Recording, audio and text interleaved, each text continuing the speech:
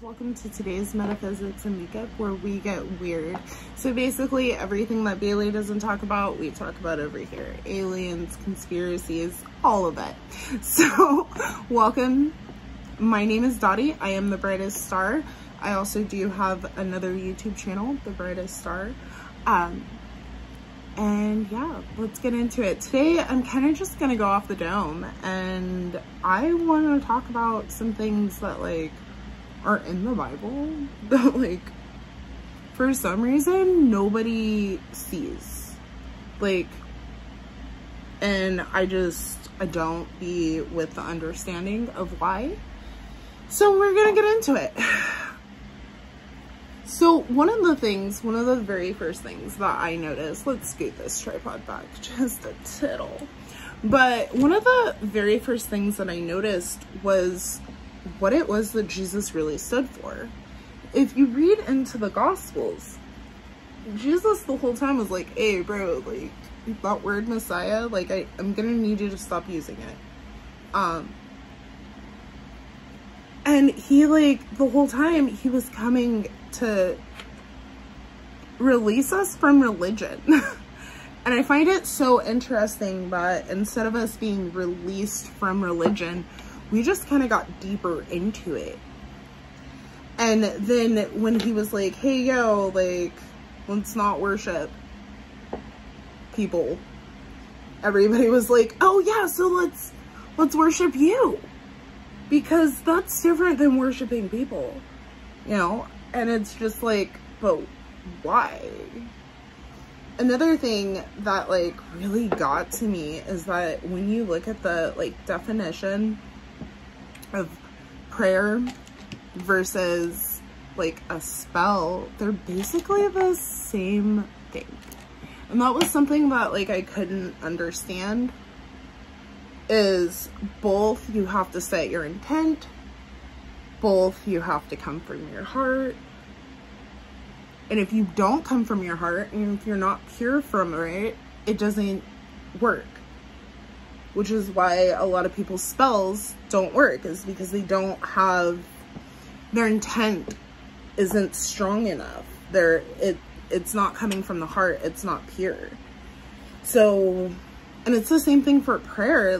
Growing up in the church, I've heard so many times my prayer didn't get past the ceiling, you know? And a lot of the times when you're really about that life, you can feel it. You can feel if someone's in that vibration, or at least for me. And I guess that's why I look at some people when they pray and I'm just why are we doing this? Who, do you understand what you're doing? Do you not feel that it's not going anywhere?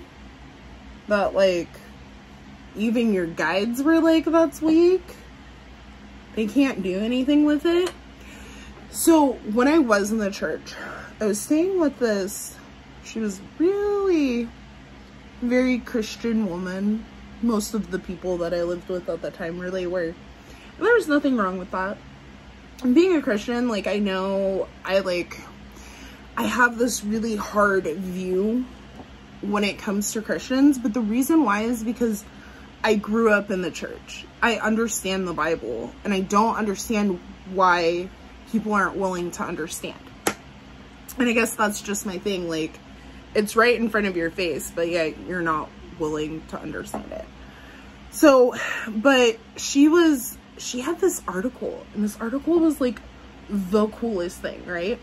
So this article was talking about how when people are connected to the spiritual world, there's basically this beam that goes through them. The stronger connection they have and the purer their intent is, it creates a beam on the other side.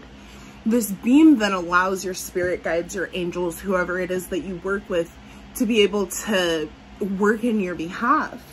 And the Bible says that we have dominion over the angels, basically saying that we can call in angels to help us with stuff, and that we have thousands of them at our disposal. It's not just oh, I have this one spirit guide. Like, no, you have multiple. You have so many.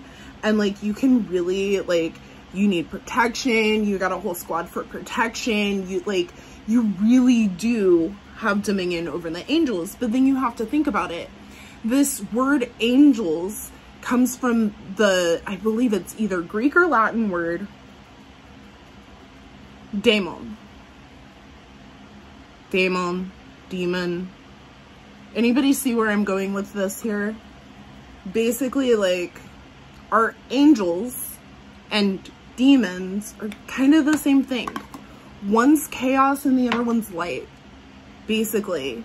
But light can be chaos. Because have you ever walked outside after not being outside for a long time and then you just feel like your whole being is melting? I live in California, so this happens a lot. But that was something that, like, I started to see, and it was like, whoa, like, so many people don't see that. Or going back to, like, the law of attraction, right? So when I first heard of The Secret, and I don't know if you guys have heard of it, but it's pretty cool. I think it might still be on Netflix, but it's like basically the law of attraction. And the law of attraction is like basically saying, I have faith that this is gonna happen, and like, no matter what, I'm gonna do it. This is gonna happen because I say that it's gonna happen, because I'm speaking it into existence. And then it's like, but wait, doesn't the Bible say that? Doesn't the Bible say to speak things into existence and to basically live life as if the things that you are speaking into existence are already so? What? But when I told my aunt that, because, you know, Christian families and whatnot, oh my God, I was going to hell. Straight to the hell. You know, and it's just, it's sad and it's upsetting. And I know that there are so many people who are out in the world who have like this type of background, who have seen the similarities and then have been like, wait, what? And then for me, once I found the Sumerian text, oh my gosh, like, this changed my whole life, because I was like, whoa, these are the Greek gods. Because if you didn't watch my intro video, that's basically how I got here. Was I looked at the Greek gods and I was like, something right here. Like, does nobody else see that, like, these gods are like the gods? So moving forward, another thing, as I started like studying into the chakras, I saw like the 7 deadly sins, right, that the Bible talks about. And when I started looking at them, I was like, oh, this sounds like what happens when your chakras are out of balance. Because I've mentioned this on my other channel, and but what a lot of people don't seem to understand is, and a lot of people don't know it, because Sarah and Abram, they most likely came from India.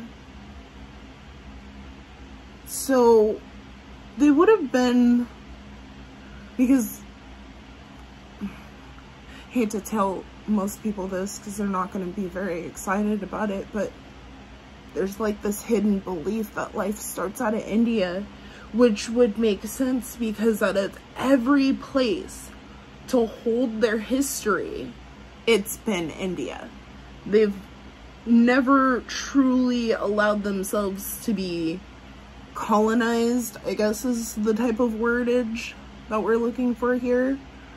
But this type of belief system would have carried over, because even if not, most people, the silk trade, like, people think that people just were like, oh no, like, we don't take in from other cultures. Every culture takes from other cultures, and you see it, and it's such a beautiful thing to have inspiration from outside of yourself.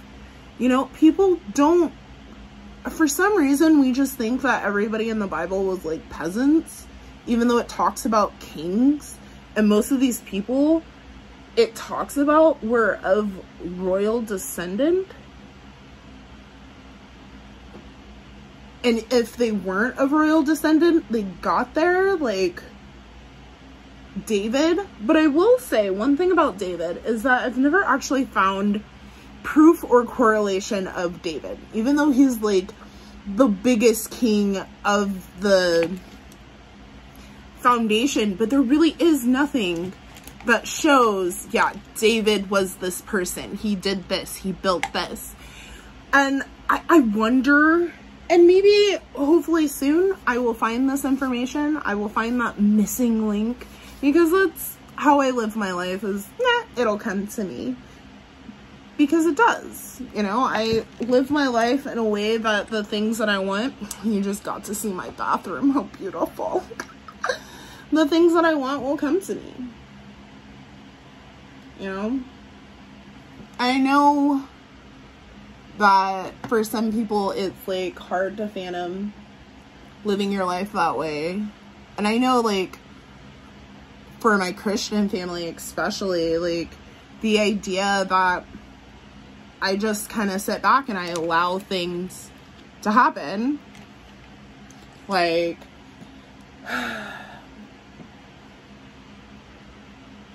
for example, basically being like, oh yeah, like, I'm gonna get this. I'm gonna get this. And they just, faith without works is dead, right? So as long as you do the work, that's the important part. Doing the work and having the faith, that is the law of attraction.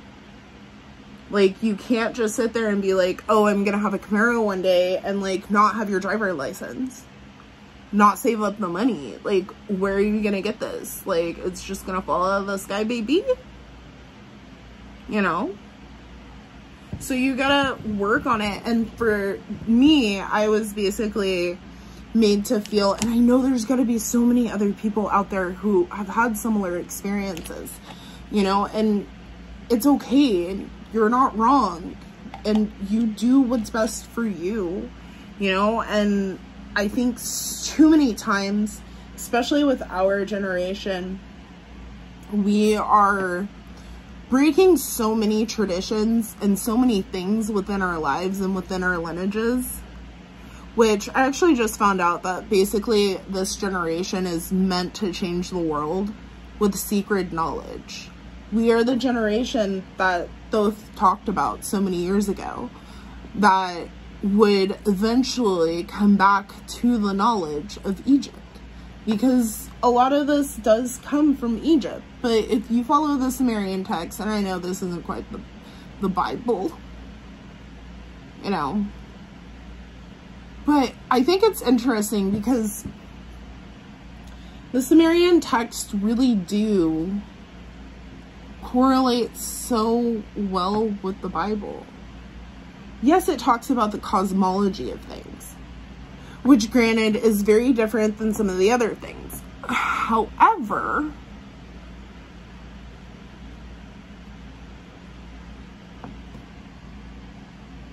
if you follow the story of the cosmology, it explains, like, the flood. It explains the Garden of Eden and what really happened. Because it basically says, and the Bible says the same thing, right? So the Bible says that Adam was created.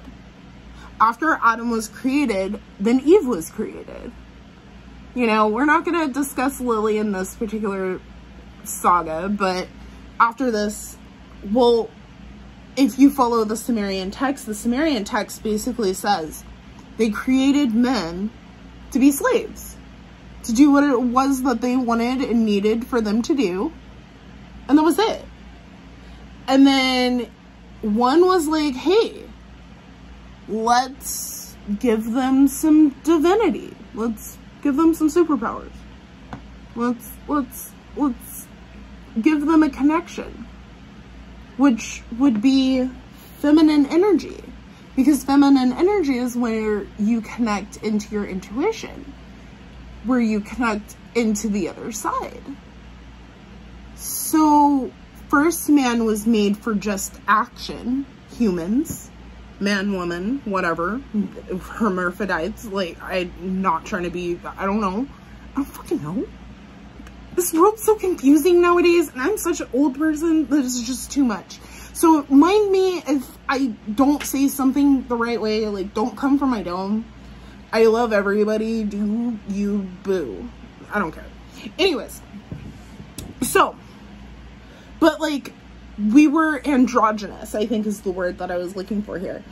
And with this androgyny, like, then we brought in like this feminine rule, this feminine energy. And that was different than what we had. And when they found out, like, hey, you have this knowledge that you're not supposed to have, that's when some consequences came in. You had to know your actions. You had to be aware of this human being, this human experience, while all the while you now have to fight for your divinity.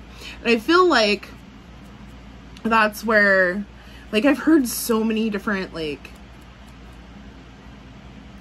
theories. I heard one guy say that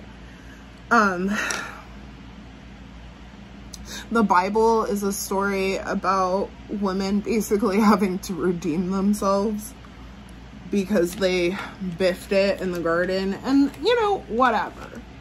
I think that women brought in this essence, and unfortunately I feel like when Europeans got a hold of these texts that were created for these beautiful, ooh, this pink is popping, yes, we're gonna switch this up in just 2 seconds, because this pink is a little too pink to be shuddering on that purple. Okay, anyways, when Europeans got a hold of these texts, I truly believe this is where we lost so much of our power, because in all actuality, the women who are featured in the Bible are these amazing power players, because they understand their feminine energy, and they understand how to use their feminine energy to get what it is that they want. And unfortunately, I feel like too much nowadays, we don't understand that. We don't understand feminine energy and how to use it. And I've heard people say that it is a masculine dominated, blah, blah, blah, blah. I don't have time for that. I have time for solutions. I do not have time for problems. So you bring me a problem, we figure out a solution. So we know that as the world stands now, we have a lot of masculine energy. Women embracing masculine energy is not going to help the problem. It's just going to throw things even more out of balance. So if women can embrace their femininity and their feminine energy and understand what it is to truly be a woman, because in so many beliefs, women are the foundation for spiritual health within the family. We're not taught that here. We're not taught those types of values. At least not in my society. Were you taught that? That's part of the reason why a man that finds a wife finds a good thing, because a man that finds a helpmate, you know, and that's another thing. If we may talk about this, because we're talking about the feminine and masculine, if we may talk about the fact that we were created equal and different. So women's job is to nurture, and not all women have this nurturing essence. There are some men who are better nurturers than, but there's got to be this balance. Even within whatever type of relationship you're in, you have to make sure that there's this balance. Who's providing the structure and who's providing the spiritual strength, because that woman is supposed to be that spiritual anchor. She's supposed to keep everybody going, be that spiritual strength. And yeah, it's a hard job. It's not easy, because you have so many people who truly depend on you to be spiritually strong. But then that spiritual strength that you have overlays into the rest of your family. And then the rest of your family truly feels like they have strength, then giving you strength. Because when you fall, you're supposed to have somebody who comes in and, okay, baby, let's try this out this way. Okay, baby, let's do this. And unfortunately, men aren't men anymore. But that's also because how can they be men when they don't know how to be men anymore? And then the men who are men are so confused, and then they're like, I don't even want to deal with women because I'm confused. Anyways, back to the Bible. This, if you look at like Ruth, Ruth and Naomi, that is such a great example. I love Ruth and Naomi. First off, I love the fact that Ruth was like, hey, you ain't going nowhere. You taking me with you? I don't want to go back there. I don't want to go back to that life. I love you so much that wherever you go, I'll go. And then the reward that she got. Because the reward that she got was basically she got to carry on the lineage that would bring in David, which would then bring in Jesus, right? Because let's just, for all sakes of arguments, let's look at this as historical. Because I've found historical proof that, like, Moses was a real person. King Tut was most likely buried in his tomb. He died of, like, kind of mysterious circumstances. Like, plague coming through and just wiping him out in the middle of the night. Because scientifically, there was, here's the thing about the Bible, is I gotta tell you, some of the stuff that's in there is some exaggerations. Some of them are exaggerations. And then I really wonder about time and how time works anymore. I know that I sound like a loon as I say that, but like, I really am starting to wonder how time works. But we're not gonna get into like Jottie's crazy shit today because we have other things to deal with. But it's such a weird concept, and that's another thing. Did you guys know that the Bible kind of says that time doesn't exist? I'm sitting here and I'm thinking, and this is a new revelation, by the way, but I'm sitting here and I'm thinking about it, and I'm like, whoa, bro, like, the Bible says that a day is 1,000 years, and 1,000 years is a day unto the Lord. Wait, what the fuck does that mean? Does that mean that, like, time doesn't exist? Time is just a human construct that we need to be able to understand the world around us? No. That's not what the Bible says. Or is it? People don't understand that a lot of what's in there is a lot of poetry and allegory. And then on top of it being poetry, allegory, stories that were brought in from other places. Because Jesus, as I said in my other video, he correlates with so many other gods. And so does the God of the Bible. He kind of correlates with Zeus in a lot of places. Throwing thunderbolts at people. I think my favorite is setting shit on fire. Because he definitely does that. And honestly, I'm gonna be honest. As I've said before, I'm not a Christian. I love God. I love the Bible. I'm more of a theologist, if anything. You know, I like looking into things and reading things and seeing where things correlate. And that's what I've spent so much time doing in my life, is just seeing where things correlate. How does this all work together? Because it's gotta work together. And then the fact that there's like pyramids all over the place, hidden all over the place.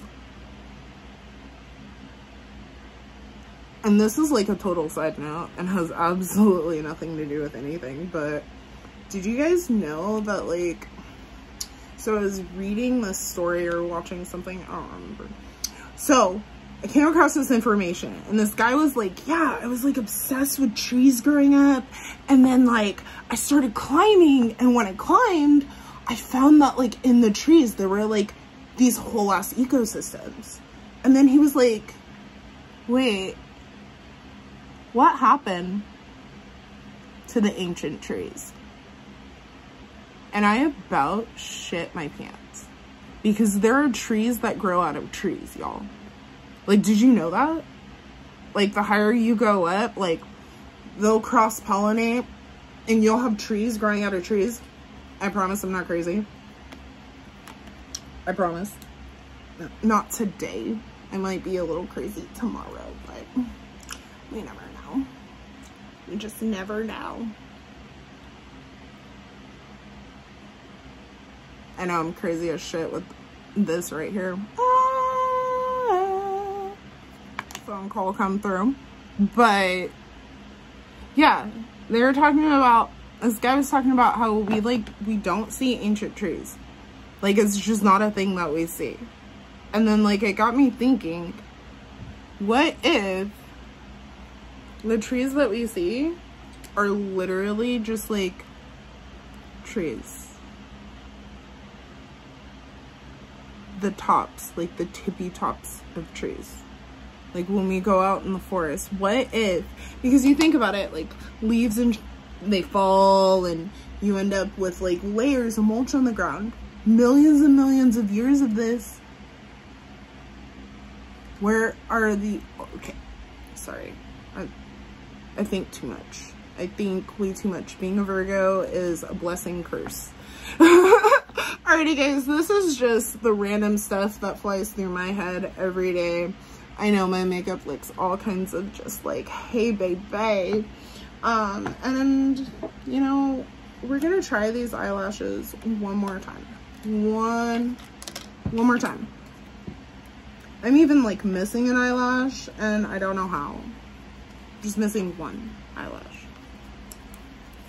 Oh, well, that's not how I expected it to go.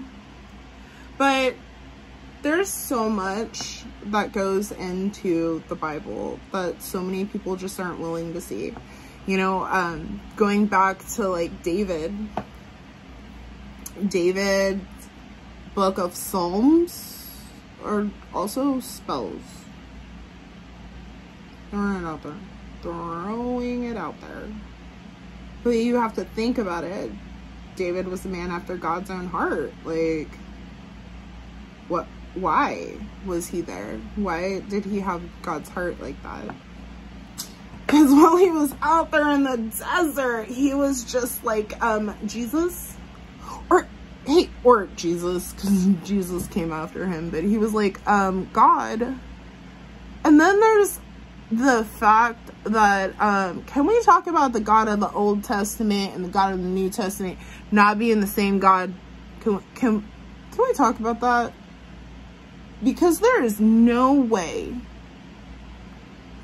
on this beautiful earth that we live on that they could have been the same people.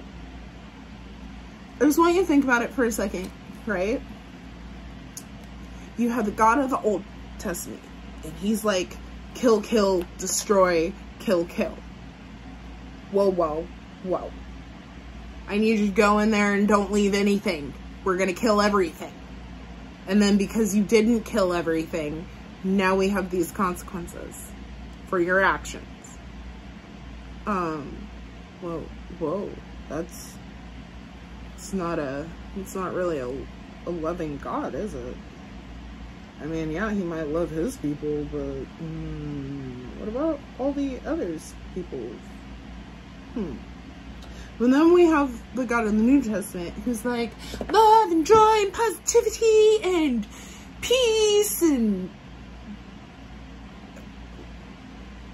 Sorry, sir. You said that we couldn't do any of that. Or then, let's talk about the fact that all of a sudden when Paul came in, we were allowed to do all this stuff that, like, previously we were not allowed to do. It's completely frowned upon. Like, eating meat. But all of a sudden it was okay. Does that not sound like a Euro-eccentric blah blah blah yada yada yada yada yada yada? Like, I don't know, I can't keep up with it. But you guys, if you guys keep up with it, you guys should understand what I'm saying. Like, you guys should definitely understand that I'm saying that, like, on one side, we're being told that all these things are so horrible and so evil, and then on the other side, we're being told, oh yeah, it's perfectly okay. But, like, the God that we were talking about in the Old Testament was ready to rip off somebody's dome if they didn't do it right. He let his own people wander around in the desert for 40 years because they didn't have the act right that he was telling them that they needed to get. Wait, what? This is the same loving and sweet God? Or is that the real punishment that came from the garden? The real punishment that came from the garden was the fact that they were constantly being punished and tested. Like, they went through so much crap, and for some reason people just want to, like, glaze over it like none of it happened. I'm looking for my Micah, and I own animals, so sometimes it's not easy to find stuff, so I just look crazy. So I guess we're using the... Oh, no we're not. Okay. Sometimes, I don't know, I just think that they were completely different. In my personal opinion, they bring in such different elements that it's hard to say that they're the same. But some people swear that they're the same. They don't seem like it. Seems like at some point the God that was trying to give us our power took back over because we were his creation. Where the original God of the Old Testament just kind of wanted us to do whatever he really wanted us to do, and then would beat us if we didn't do it. Or am I tripping? If I'm tripping, let me know. Let me know. Because they sound like different things to me. But, like, one more thing before we leave. Let's talk about the word Elohim. And the fact that Elohim means more than one. It's a plural thing. I look all kinds of crazy, y'all. I really do, but I love it. I really do.